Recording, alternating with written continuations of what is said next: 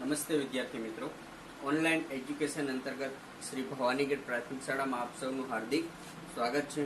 મિત્રો, ભાગ અને પૂર્ણ એકમની અંદર ધોરણ 5 ની અંદર ગણિત આપણે ભાગ અને પૂર્ણ એકમ આપણે જોઈ રહ્યા હતા. હવે આપણે ગણિતની અંદર જોવાનું છે ધોરણ 5 ની અંદર આપણે એકમ 4 કે જેના વિશે આપણે સમજ મેળવતા હતા ભાગ અને પૂર્ણ. બરાબર, તો આ ભાગ અને પૂર્ણ વિશે આપણે અગાઉ ઘણી બધી માહિતી આપણે મેળવી. હવે આપણે માહિતી મેળવવાની છે આપણે અકબર અને બિરબલ વિશે. આપણે જે કોયડો આપેલો હતો એના વિશે આપણે અગાઉના લેક્ચરની અંદર, અગાઉના વિડીયોની અંદર આપણે માહિતી મેળવી હતી. હવે આપણે જોવાનું છે વૃદ્ધ સ્ત્રીનું વસિયતનામું અને અરુણનું સમયપત્રક. આ બે વસ્તુ આપણે અહીંયા જોઈએ અત્યારે, પછી આગળ આપણે જોઈએ. તો વૃદ્ધ સ્ત્રીનું વસિયતનામું, એની અંદર તમે જોશો તો સ્ત્રી પાસે જે ઊંટ હતા એની વહેંચણી કઈ રીતે કરવામાં આવે છે તેના વિશે માહિતી આપણે મેળવશું. અહીંયા મિત્રો આપણે જોયું કે એક વૃદ્ધ સ્ત્રી હતી, ખૂબ પૈસાદાર હતી. શું હતું? ખૂબ પૈસાદાર. એની પાસે ઘણા બધા પૈસા હતા. એટલે એની પુત્રીઓ સાથે, એની 3 પુત્રીઓ હતી, એ 3 પુત્રીઓ સાથે એ રહેતી હતી. અને એની પાસે 19 ઊંટ હતા. કેટલા ઊંટ હતા? 19 ઊંટ હતા. ખૂબ ધનવાન હતી અને ખૂબ એની પાસે 19 ઊંટ હતા. અને ત્યાર પછી એક દિવસ માંદી પડી, બીમાર પડી ગઈ. માંદી એટલે બીમાર પડી ગઈ. તો એને થયું કે હું મરી જઈશ તો મારી દીકરીઓને ભાગ્ય કેટલા પૈસા આવશે, કેટલા ઊંટ આવશે, એ મારે અત્યારથી લખી નાખવું જોઈએ. એટલે એને એક વસિયતનામું બનાવ્યું. જો વસિયતનામું એટલે શું? કે વસિયતનામું એટલે એવી વસ્તુ કે પોતાના મરણ પછી પોતાની સંપત્તિનો ભાગ પોતાના પુત્રો કે પુત્રીને કેટલો આવશે એનું લખાણ જે એનો ઘરનો મુખ્ય વ્યક્તિ બનાવે એને વસિયતનામું કહેવાય. શું કહેવાય? વસિયતનામું. તો આ જે વૃદ્ધ સ્ત્રી હતી એને પણ પોતાનું એક વસિયતનામું બનાવ્યું હતું. સ્ત્રી માટે એને ડોક્ટર બોલાયા 3 પુત્રીએ, છતાં પણ એની માતા સાજી થઈ નહીં.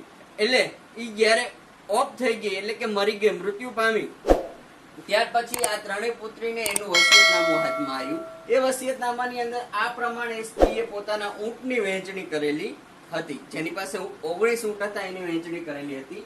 તો આ પ્રમાણે એનું વસિયતનામું એક એના હાથમાં આવ્યું. તો પહેલું છે કે સૌથી મોટી પુત્રીને મારા ઊંટનો 1/2 ભાગ મળે. 19 ઊંટ હતા, એમાંથી પોતાની મોટી પુત્રીને એનો ઊંટનો કેટલામો ભાગ મળે? તો કે 1/2 ભાગ મળે. એની બીજી પુત્રી જે હતી, બીજી પુત્રીને પોતાના ઊંટનો કેટલામો ભાગ કીધો તો એને 1/4 ભાગ મળે. જ્યારે એની જે ત્રીજી પુત્રી હતી એને એમ કીધું હતું મારા ઊંટનો એને મારી ત્રીજી પુત્રીને 1/5 ભાગ મળે. હવે એને આ વસિયતનામું જોયું 3 પુત્રીએ. 3 પુત્રી મૂંઝાણી. કેમ મૂંઝાણી? તો સૌથી પહેલા એને શું કીધું હતું? મારી મોટી પુત્રીને 1/2 એટલે અડધો ભાગ. હવે 19 નો અડધા ભાગ આપણે કરીએ તો થાય? હા, બીજી વસ્તુના આપણે કરવા હોય તો કરી શકાય, પણ ઊંટને આપણે કટકા કરી શકતા નથી. ઊંટને આપણે કાપીને તો કઈ અડધો ભાગ કરાય નહીં. આપણે જીવ હિંસા કરી શકતા નથી. એટલે આને મોટી પુત્રીને 3 પુત્રીઓ મૂંઝાણી કે 19 ઊંટમાંથી અડધા ઊંટ આપણે મોટી બહેનને કેવી રીતે આપશું? બરાબર. તો એને કીધું તો કે મોટી પુત્રી વિચારમાં પડી ગયા બધા કે હવે શું કરું? જો 10 હોય તો 5 આપી શકાય, 20 હોય તો 10 આપી શકાય, બરાબર, 18 હોય તો 9 આપી શકાય, 16 હોય તો 8 આપી શકાય. પણ અહીંયા તો 19 હતા તો એના કટકા કરી શકાતા નથી. આ 3 બહેનો મૂંઝવણમાં પડી ગઈ. એટલામાં એના કાકી આવ્યા. કોણ આવ્યું? કાકી. કાકીએ આવીને કીધું કે કેમ બેટા બધા મૂંઝવણમાં છો? તો 3 પુત્રીએ વાત કરી કે મારી માતાના મૃત્યુ પછી એને આ પ્રમાણે વસિયતનામું આપ્યું છે. એટલે એ પણ એના કાકી પણ મૂંઝાણા. પણ એને કાકી એક સરસ મજાની યુક્તિ એને શોધી કાઢી. શું યુક્તિ કરી? તો કે એ યુક્તિ એને એવી કરી, મારી પાસે 1 ઊંટ છે એ હું તમને આપું. એટલે 20 ઊંટ થઈ ગયા. 19 ઊંટ હતા એની પાસે, બરાબર. 19 ઊંટ માંથી 1 ઊંટ કોનું આવ્યું? કાકીનું. બરાબર. કેટલા થઈ ગયા એની પાસે? 20 ઊંટ થઈ ગયા. હવે કીધું કે હવે આ 20 ઊંટ માંથી તમે 3 બહેનો ભાગ પાડી લો. તો કે કઈ વાંધો નહીં. તો સૌથી મોટી પુત્રી માટે જોઈએ આપણે.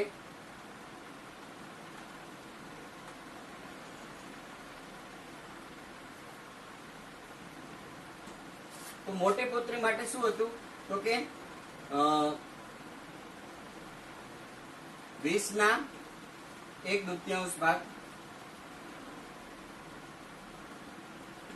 જે 20 ઊંટ હતા બરાબર, 19 હતા, એમાંથી એક એની કાકી આપ્યું કે હવે 20 ઊંટ થઈ ગયા, હવે તમે ત્રણેય બહેનો ભાગ પાડી લો. એટલે 20 ઊંટના હવે આપણે જોવાનું છે 20 ઊંટમાંથી જ આપણે ભાગ પાડશું, 19 ઊંટમાંથી નહીં. એટલે કે 20 ગુણ્યા 1/2 આપણે ભાગ છેદ ઉડાડશું બરાબર.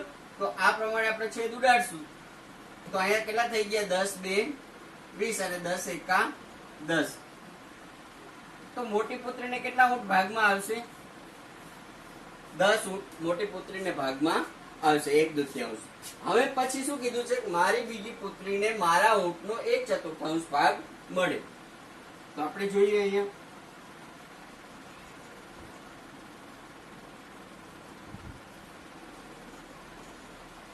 બીજી પુત્રી માટે શું કીધું હતું કે 20 ના 1/4 ભાગ. કેટલો ભાગ કીધો હતો?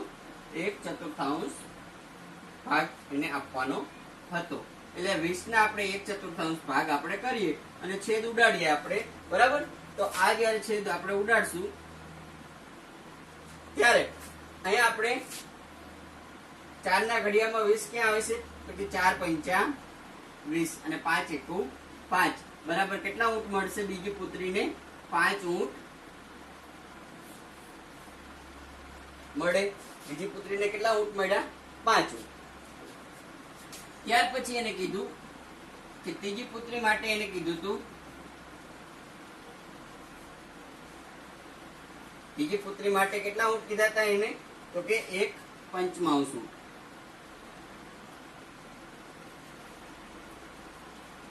20 ના 1/5 ભાગ છે એને મળવો જોઈએ. તો એને કીધું કે 20 ના કેટલા ભાગ કરશું આપણે? 20 ના 1/5 ભાગ.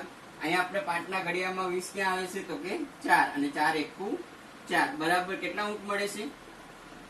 4 ઊંટ મળે.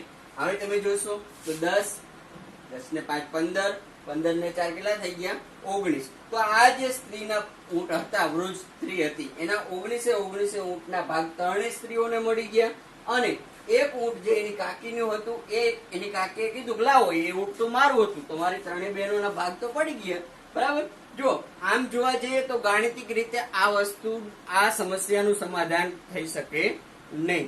પરંતુ અહીંયા આપણે આ કોયડો જે છે એ એના કાકીની સમજ શક્તિ દ્વારા એને એક ઊંટ આપવાથી આ કોયડો છે એ આપણે હલ કરી શક્યા છીએ બરાબર. તો મોટી પુત્રીને કેટલા ઊંટ? 10 ઊંટ.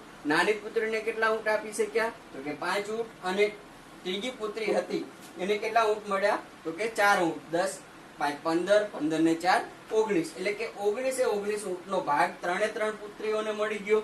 અને એના કાકીનું જે એક ઊંટ હતું એ એક ઊંટ પોતાની કાકી એની પાસે પાછું લઈ લીધું. તો આ રીતે આપણે આ વૃદ્ધ સ્ત્રીના વસિયતનામા દ્વારા આપણે આ સરસ મજાની માહિતી મેળવી અને ત્રણેય પુત્રીઓને પોતાના ઊંટનો ભાગ આપણે આપી શક્યા. હવે આપણે જોવાનું છે અરુણનું સમયપત્રક. તો અરુણ જે છે એ પોતાની દિનચર્યા દરમિયાન આખો દિવસ દરમિયાન એ અરુણ પોતાના કામ માટે કેટલો સમય ફાળવે છે એ આપણે આની અંદર જોવાનું છે. સૌથી પહેલા આપણને કીધું છે અરુણ છે એ પોતાના આખો દિવસમાંથી ઊંઘવા માટે દિવસનો ત્રીજો ભાગ, ઊંઘવા માટે એ દિવસનો કેટલામો ભાગ આપે છે?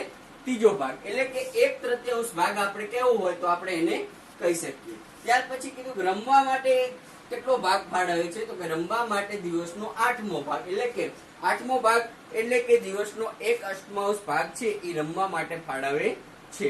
ત્યાર પછી એને શું કીધું? ભણવા માટે અરુણ કેટલો સમય ફાળવે છે? તો ભણવા માટે અરુણ છે દિવસનો 4થો ભાગ એટલે કે 1/4 ભાગ ફાળવે છે. તો અહીંયા આપણે બે પ્રશ્નો જોવાના છે. એક પ્રશ્ન છે કે આ દરેક ક્રિયાઓ માટે અરુણ કેટલા કલાક લે છે અને બીજી બધી પ્રવૃત્તિઓ માટે અરુણ કેટલો સમય ફાળવે છે, એની આપણે આ એક કોયડા દ્વારા આપણે સમજ મેળવવાની છે. તો સૌથી પહેલા આપણે એની આપણે વાત કરશું તો કે ઊંઘવા માટે. હવે આપણે કહીએ એના પહેલા આપણે એક વસ્તુ સમજી લઈએ કે આપણે સૌથી પહેલા શું જોવાનું છે? તો કે દિવસનું. તો એક દિવસ બરાબર કેટલી કલાક થશે? એક દિવસમાં કેટલી કલાક હોય? 24 કલાક. આપણે ધોરણ 4 ની અંદર ટીક ટીક પાઠ ની અંદર આપણે જોઈ ગયા હતા બરાબર. તો એક દિવસ બરાબર કેટલી કલાક થશે? 24 કલાક. હવે આપણે આ જે ભાગ પાડવાના છે એ કેટલી કલાકમાંથી આપણે ભાગ પાડશું? 24 કલાકમાંથી આપણે ભાગ પાડશું. તો સૌથી પહેલા અરુણ છે એ ઊંઘવા માટે કેટલો સમય ફાળવે છે? ઊંઘવા માટે થઈ અને દિવસનો આપણે જે 24 કલાક છે એ 24 કલાકના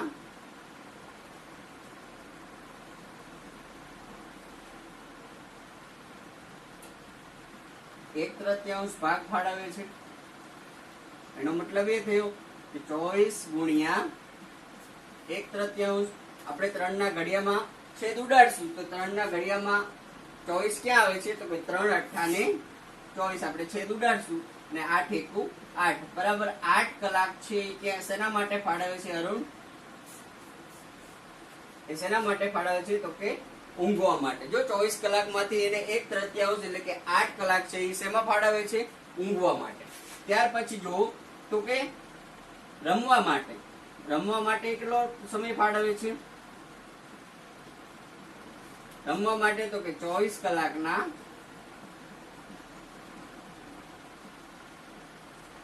કેટલામો ભાગ? તો કે 8મો ભાગ એટલે કે 1/8 ભાગ છે એ રમવા માટે ફાળવે છે. તો 1/8 ભાગ આપણે 24 કલાકના 24 ગુણ્યા 1/8 આપણે કરીએ તો આપણને એનો સમય કેટલો ફાળવે છે એ મળી જાય. હવે 8 ના ઘડિયામાં 24 ક્યાં આવે છે? તો કે 8 3 24 અને 3 એકુ 3. તો 3 કલાક જે છે એ અરુણ શેના માટે ફાળવે છે? રમવા માટે 3 કલાક ફાળવે છે. ત્યાર પછી જોઈએ કે ભણવા માટે અરુણ કેટલો સમય ફાળવે છે? તો કે ભણવા માટે અરુણ છે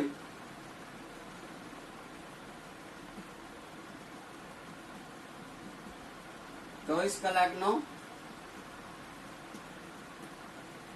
કેટલામો ભાગ? તો કે 1/4 ભાગ એટલે કે ચોથો ભાગ ફાળવે છે.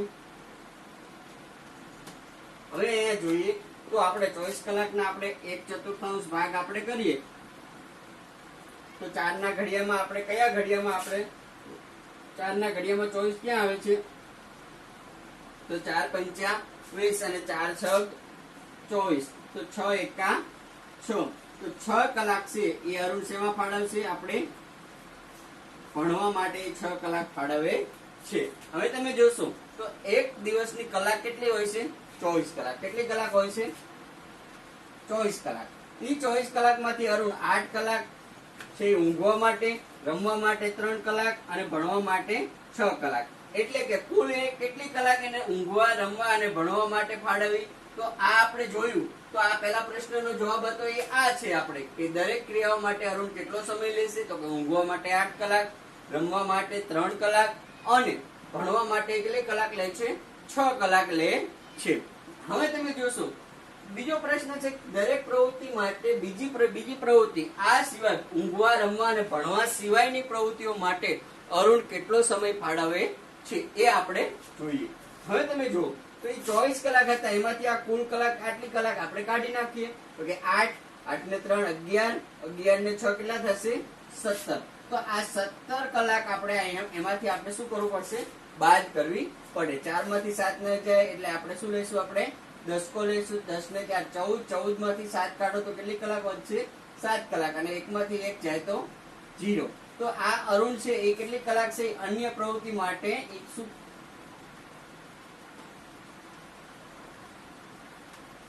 અન્ય પ્રવૃત્તિઓ માટે 7 કલાક ફાળવે છે. તો આ રીતે મિત્રો આપણે તમે જોશો તો 24 કલાકમાંથી એ 7 કલાક છે એ ઊંઘવા, રમવા અને ભણવા સિવાયની પ્રવૃત્તિ માટે એ ફાળવે છે. હવે આપણે આગળ જોઈએ. હવે આપણે જોવાનું છે કે શાળાનું સામાયિક. આ મુદ્દો આપણે જોવાનો છે કે શાળાની અંદર અહીંયા પ્રશ્ન એ છે કે એક શાળા દર મહિનાના દર ત્રીજા મહિને એક સામાયિક બહાર પાડે છે. એ શાળાએ નક્કી કર્યું હતું કે આપણે એક શાળાનું, આપણી પોતાની શાળાનું એક સામાયિક દર મહિનાના આપણે એક વર્ષના દર ત્રીજા મહિને આપણે એક સામાયિક બહાર પાડવું છે.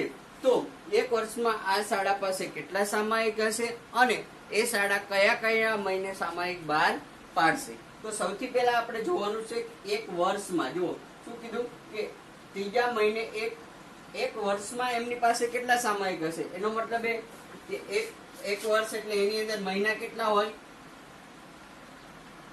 એક વર્ષ બરાબર કેટલા મહિના હોય? 12 મહિના.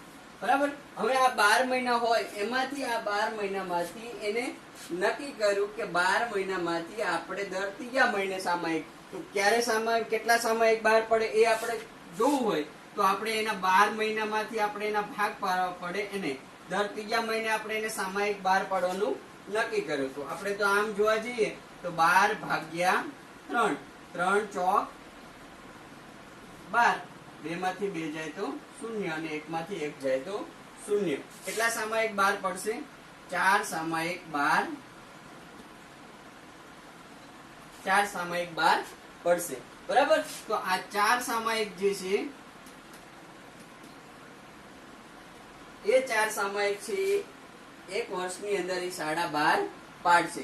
હવે આપણને શું પૂછ્યું છે કે એક વર્ષના અંતે શાળા પાસે કેટલા સામાયિક હશે? તો કે 4 સામાયિક વર્ષના અંતે હશે. હવે આપણને એવું પૂછવામાં આવ્યું કયા કયા મહિને સામાયિક બહાર પાડશે? તેમને દર વર્ષના ત્રીજા મહિને. તો હવે આપણી પાસે 12 મહિનાની સંખ્યા પટ્ટી મેં બનાવી છે. બરાબર. આ સંખ્યા પટ્ટીની મદદથી તો એને શું નક્કી કર્યું કે દર શાળાએ દર વર્ષના, બરાબર, વર્ષના દર ત્રીજા મહિને. તો ત્રીજો મહિનો એટલે કે સૌથી પહેલા અહીંયા આવશે. બરાબર. પેલું સામાયિક માર્ચ મહિનામાં એટલે કે ત્રીજા મહિનામાં બહાર પડશે. ત્યાર પછી 1, 2 અને 3 વળી પાછું છઠ્ઠા મહિનામાં એ સામાયિક બહાર પડશે એટલે કે જૂન મહિનામાં બીજું સામાયિક બહાર પડશે. ત્યાર પછી જુલાઈ, ઓગસ્ટ અને સપ્ટેમ્બર, તો સપ્ટેમ્બર મહિનામાં ત્રીજું સામાયિક બહાર પડશે. ત્યાર પછી જોશો તો ઓક્ટોબર, નવેમ્બર અને ડિસેમ્બર. તો આ 12 મહિનાની અંદર તમે જોશો તો એક સામાયિક, 2, 3 અને 4. તો આ પ્રમાણે કુલ એને કયા કયા મહિને સામાયિક બહાર પડશે? તો કે 3, 6, 9 અને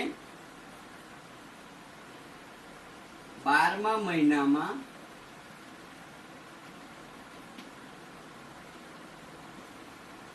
દરેક સામાયિક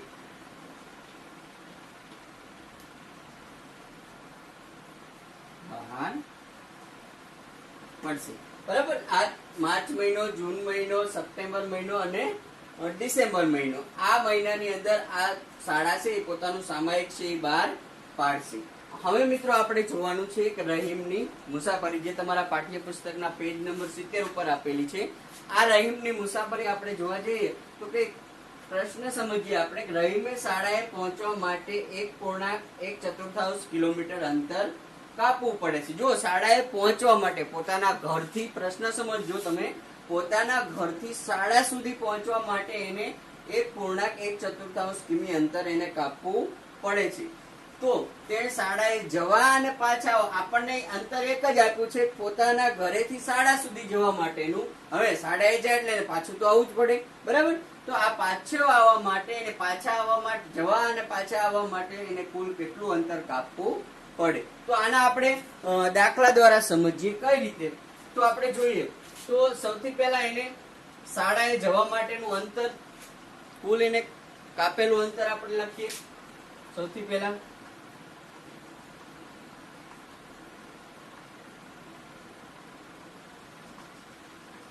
જવા માટે કેટલું અંતર? 1.1 વત્તા પાછા આવવા માટે ફરી પાછું 1.1 અંતર એક આપશે. બરાબર.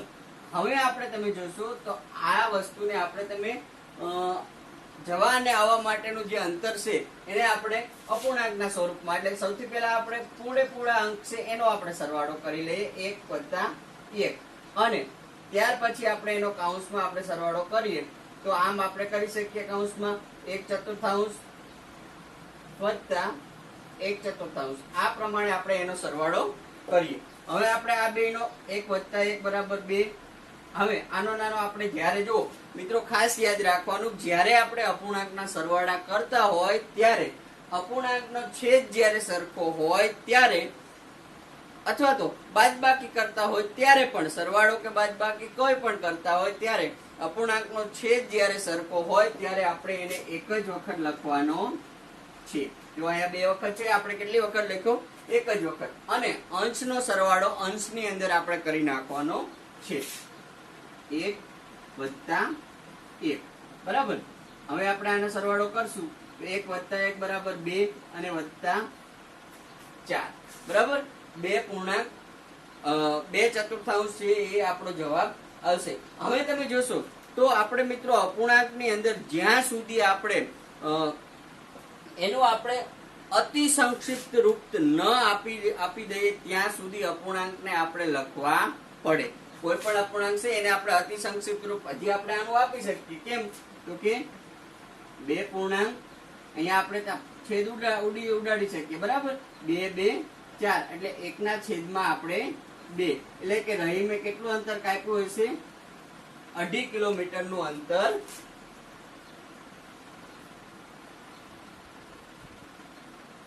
રહીમે કાપેલું હશે. બરાબર. 2.1/2 એટલે કે 2.5 કિલોમીટર નું અંતર રહીમે શાળાએ જવા અને આવવા માટે એને અંતર કાપેલું હશે. હવે આપણે જોવાનું છે કેટલા સિક્કા. મિત્રો પ્રશ્ન છે ઈ આપણને ઉલટાવીને પણ પૂછે કે તમે દુકાનદારે આપણને આટલા પૈસા પાછા આપ્યા તો તમે દુકાનદારને કેટલા પૈસા પાછા આપ્યા હશે, અથવા તો તમે દુકાનેથી આટલા રૂપિયાની ખરીદી કરી, તમે દુકાનદારને આટલા પૈસા આપો તો દુકાનદાર તમને કેટલા રૂપિયાના કેટલા સિક્કા પાછા આપશે, એવા પણ આપણને પ્રશ્ન પૂછી શકશે. અહીંયા આપણે જોઈએ કે લતાએ 7.5 રૂપિયામાં એક પેન્સિલ અને એક પેન ખરીદી, તેને કુલ 10 રૂપિયા આપ્યા. બરાબર. તો લતાને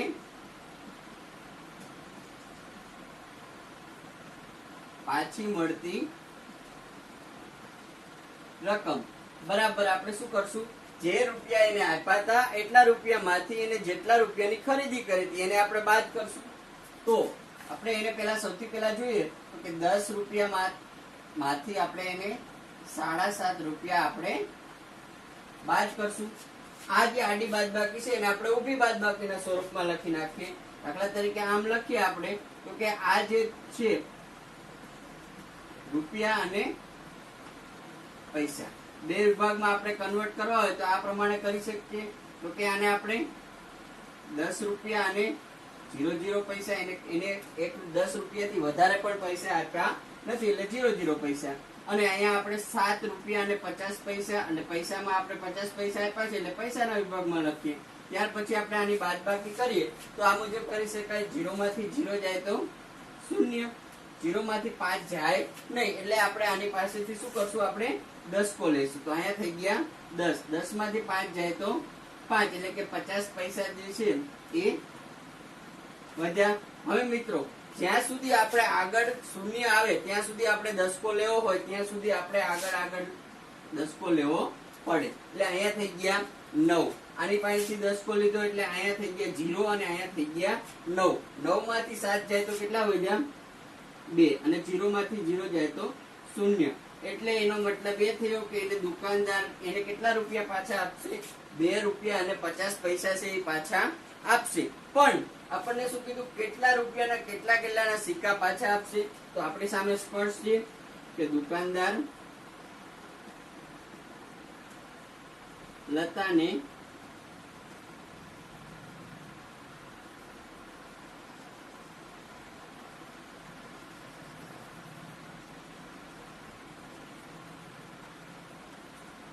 ₹1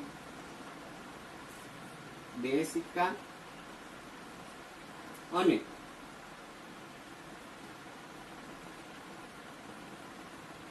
50 પૈસાનો એક સિક્કો પાછો આપશે. તો મિત્રો આ રીતે આપણે અપૂર્ણાંકના દાખલા છે એના કોયડાઓ આપણે ઉકેલી શકીએ છીએ. આપણને પ્રશ્ન ગમે તે રીતે પૂછાય, નામ ફેરવીને પણ પૂછી શકે આપણને પ્રશ્ન, અથવા તો કોઈ અલગ રીતે પણ પ્રશ્ન આપણને પૂછી શકે છે તમારી પરીક્ષાની અંદર. તો આપણે મૂંઝાવાનું નથી. રીત આપણે આ જ રીત વાપરવાની છે.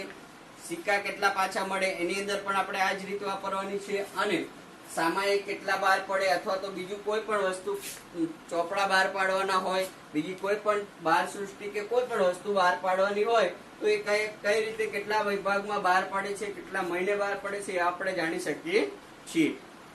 નમસ્તે.